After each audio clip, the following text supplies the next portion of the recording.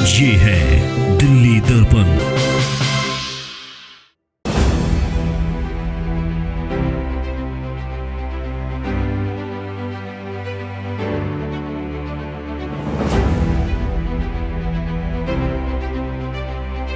दिल्ली सरकार का दायित्व है कि दिल्ली वित्त आयोग की सिफारिशों के अनुरूप स्थानीय निकायों की सहायता करें ताकि नागरिकों को बेहतर रूप से सेवाएं दे सकें। जैसा कि हम पिछले कई दिनों से आर्थिक संकट से जूझ रहे हैं और उसी संकट के मद्देनज़र 13 दिन सर्द दिन और रात माननीय तीनों महापौरों के नेतृत्व में हम मुख्यमंत्री जी के द्वार पर बैठे रहे, लेकिन उनके कान पे जूं नहीं रहेंगी। इंसानियत बिल्कुल तार-तार हो गई। बाहर आके हालचाल भी नहीं पूछा गया, फंड देने की तो बहुत दूर की बात हो गई। निश्चित तौर पे हमारे कर्मचारी परेशान हैं, सड़क पर हैं और उसी दिशा में हम आत्मनिर्भर होने की दिशा में आगे बढ़ रहे हैं। ठीक है, दिल्ली सरकार का एक संवैधानिक ड्यूटी है, वो पूरी नहीं कर रहे हो और हमारा संवैधानिक हक है, हम उनसे डिमांड कर रहे हैं, लेकिन हाथ पे हाथ रख के बैठना भी ठीक नहीं है। जैसा कि आप सभी को पता है, कल हमने अपने सफाई कर्मी जितने भी हैं उनका पूरा अप टू डेट पूरी सैलरी दे दी है। इसी प्रकार से कुछ कर्मचारियों का, जैसे डॉक्टर हैं, नर्सिस हैं, उनका 2 महीने की पेंडिंग है, किसी की 3 महीने की, किसी की 4 महीने की है। स्वाभाविक तौर पे जिसके घर में रोटी नहीं जाएगी, थाली में खाना नहीं जाएगा, परिवार कहाँ से चलेगा, गृहस्थी कहाँ से चलेगी, वो परेशान होगा, सड़क पे आएगा। निगम कर्मी अपनी जगह बिल्कुल सच्चा है। इसीलिए मैंने आज बजट के अंदर ऐसे प्रावधान करने की कोशिश की है कि जिससे हमको राजस्व की आय अच्छी हो, जिससे को अच्छी प्राप्ति हो। और दूसरी जो मूल बात है, हम उस तंत्र को, नीचे वाले तंत्र को थोड़ा सा और गति देना चाहते हैं, जिससे कि जैसे एग्जाम्पल के तौर पर प्रॉपर्टी टैक्स वाला मामला है या आरपी सेल वाला मामला है, जो हमने क्लस्टर बनाए हैं, मैंने वो वार्ड वाइज क्लस्टर नंबरिंग समेत, ताकि उसके अंदर ट्रांसपेरेंट रहे और कोई भी इलीगल यूनिपोल वहाँ ना खड़ा रहे, ना पार्किंग रहे, तो वहाँ से एक अच्छा खासा में रेवेन्यू मिलने की संभावना है। इसी प्रकार हाउस टैक्स के मामले के अंदर माननीय निगम पार्षदों के साथ मिलकर, आरडब्ल्यू के साथ मिलकर, ट्रेडर एसोसिएशन के साथ मिलकर वहाँ पे सर्वे कराया जाएगा, क्योंकि जो लोकल निगम पार्षद है, मान लो मैं निगम पार्षद लोकल हूँ, मेरे को क्षेत्र में काफ़ी कुछ जानकारी है, मेरे क्षेत्र में कितने कॉमर्शियल यूनिट्स हैं, कितने रेजिडेंशियल हैं, कितने इंडस्ट्रियल हैं, तो मैं अगर सहयोग करूँगा, आरडब्ल्यू सहयोग करेगी और ट्रेडर एसोसिएशन करेगी, तो उसमें जो बचे हुए हैं, जो छुपकर बैठे हुए हैं, उनकी बचने की संभावना कम हो जाएगी।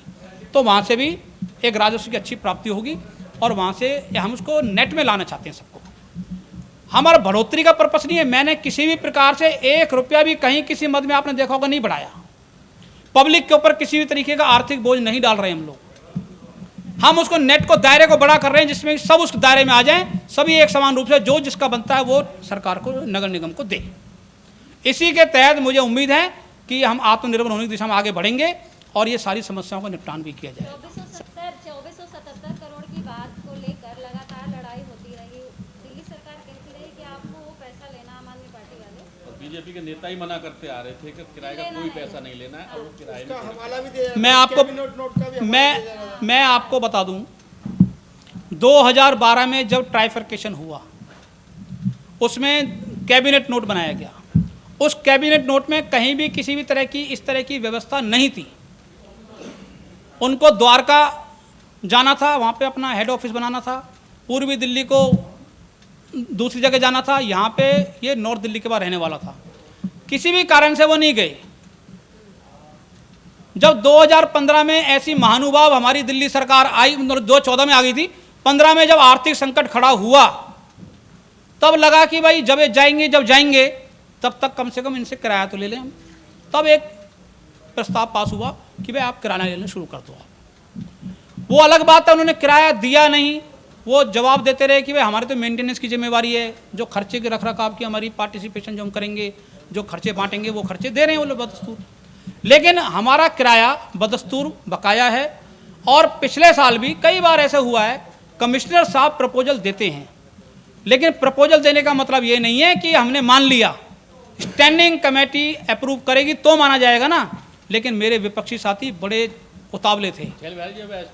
वो झूठा गुब्बारा लेके पूरा, जैसे मैंने बताया, ट्रक भर के झूठ का टोकरा लेके बांटे जा रहे थे, परोसे जा रहे थे। जब कोई चीज़ लेन देन ही नहीं हुई, कोई ट्रांजैक्शन नहीं हुई, कोई स्टैंडिंग कमेटी में अप्रूवल पास नहीं हुआ, हाउस में बजट नहीं रखा गया, आप कैसे कह सकते हैं कि 24-57 करोड़ घोटाला हो गया? ये उनकी दूरदर्शिता की कमी है और आज उनके झूठ का भंडाफोड़ हुआ है। तो आप क्या लेंगे? किराया मांगेंगे अब? बिल्कुल मांगेंगे, क्यों नहीं मांगेंगे? मैंने अभी आपके सामने खुला कहा है, मैंने आपको, ये हमारा दक्षिणी दिल्ली नगर निगम बकाया है, उनसे बिल्कुल लेंगे, क्यों नहीं लेंगे हम? एक बार ऑफिस दफ्तर सील कर दिया था साउथ एमसीडी का किराया न लेने को लेकर, तो ऐसी कोई कार्रवाई फिर से करने वाले? समय अनुसार जो भी उचित लगेगा जरूर करेंगे, क्यों नहीं करेंगे? अगर समय अनुसार हमें उचित लगेगा। आपने 2-3 चीजें देखो, दो तरह की चीजें होती हैं। एक तो होती है कोरोना जैसी महामारी का टाइम चल रहा है, आर्थिक संकट सबके साथ है, सबका मामला ढीला पड़ा है, इंसानियत हमारे अंदर है, मुख्यमंत्री जी के अंदर नहीं है, वो एक अलग बात है, दिल्ली सरकार के अंदर नहीं, अलग बात है। तो ये सारी चीजें हम देख रहे हैं, सारा कुछ जैसा भी हालात होंगे उस हिसाब से आगे कार्रवाई करेंगे हम। 2-3 चीजें प्रपोज की हैं आपने, जैसे कि जो प्लाटों को मिला करके नक्शा पास करवाने वाले तो 15,000 रुपये लेंगे, उसका कोई साइज वगैरह का भी रहेगा, अनऑथराइज का रहेगा, ऑथराइज का रहेगा? अनऑथराइज के लिए तो डीडीए ने घोषणा कर दी है कि वो मिला सकते हैं, तो क्या अनऑथराइज से भी लेंगे या? अभी जितने भी कन्फर्मिंग एरियाज हैं वहाँ पे ये व्यवस्था लागू होगी, और 15,000 जहाँ तक लेने की बात है उसमें अभी साइज के मामले में भी पॉलिसी बनाई जा रही है, और निश्चित तौर पे आपके साथ में जरूर शेयर करूँगा। ये गेस्ट हाउसों की भी आपने कोई एक प्रपोजल? वो क्या है सर, थोड़ा विस्तार से? देखिए, पेइंग गेस्ट हाउस जगह जगह चल रहे हैं, अगर वो व्यापारिक लाभ ले रहे हैं, रेजिडेंशियल तो यूज नहीं कर रहे ना, अगर वो किराया ले रहे हैं तो पैसा कमा रहे हैं, नेचुरली बात है। तो निगम के दायरे में आने वाली संपत्ति है और प्रति कमरे के हिसाब से ले रहे हैं, तो निगम भी उसका रजिस्ट्रेशन करेगा और निश्चित तौर पर निगम भी उनसे लेगा, इसमें कोई बुराई नहीं है कोई। निगम पास है तो वो 1.5 करोड़ रुपए का आपने बजट दिया है, अभी इस साल में या पिछले 2 साल में तो दे नहीं पाए थे, तो अब उसको कहाँ से दें? देखिए, ऐसा है, हम आशावादी लोग हैं, हम झूठ का टोकरा लेके नहीं घूमते, हम झूठ नहीं परोसते जगह जगह, हम आशावादी लोग हैं। निश्चित तौर पे आप देखिए, कोरोना जैसी वैश्विक महामारी के बावजूद भी जो हमारी कलेक्शन हुई है, जो कलेक्शन 31 मार्च तक हुआ करती थी, वो हमारी कलेक्शन आज पहले हो चुकी है सारी। यही काम करने का तरीका है, और जैसे मैंने आपको जो पहले बताया कि हम सभी को नीचे दायरे में लेंगे, नेट में लेंगे, सबको उचित तरीके से हम टैक्स कलेक्शन करेंगे, नीचे के तंत्र को मजबूत करेंगे, तो मुझे उम्मीद है कि हम जरूर सफल होंगे।